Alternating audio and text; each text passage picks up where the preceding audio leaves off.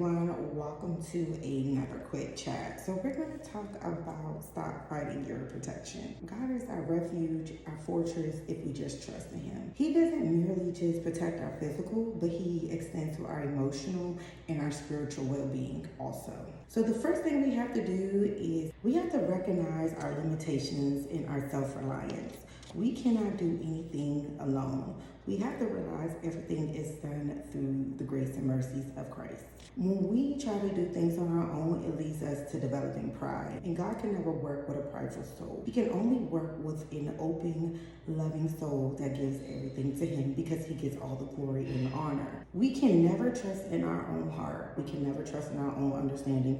We all have to lean on the understanding and the trust in the Lord, even when it doesn't make sense to us, because it makes sense to him, and that's all that matters. Then we're talking about Proverbs 3:5-6. The second thing we have to do is surrender, and surrendering comes with trust. So if you don't trust the Lord, you will never surrender to the Lord. This is an active choice to surrender and trust.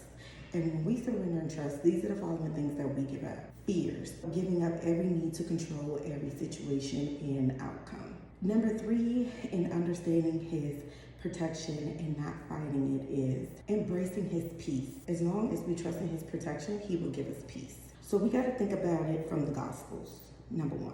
The Gospels tells us the good news. The good news is that Jesus came, he gave us a model on how to live, and he sacrificed himself for him to die for our sins. So somebody already died for us. And you know it's true love when somebody would die for you. And when Jesus died for us, he lived and he gave us forgiveness. So the Lord will always forgive us for our sins. That doesn't mean that we continuously do things that we're not supposed to, but it just means that we're protected if we slip up or fall short, which we all will because we're all sinners. So also when we are not fighting his protection, we learn to live in obedience. Obedience leads us to connection to the word of the Lord and not to the world norms. Obedience leads us to smart choices and not doormat choices. And obedience leads to love. When I want to give a little bit of examples, because this is a Bible study edition, is Noah and the flood, how Noah led the people into the ark. Moses and the Israelites, how he led them out of slavery, to lead them out of captivity.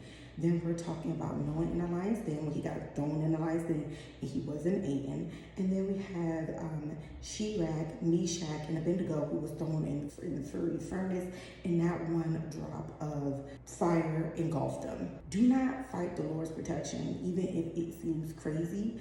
Just trust him, and when you trust him, you lead to obedience, and when you lead to obedience, you get peace. And when you have all 3 of those, you can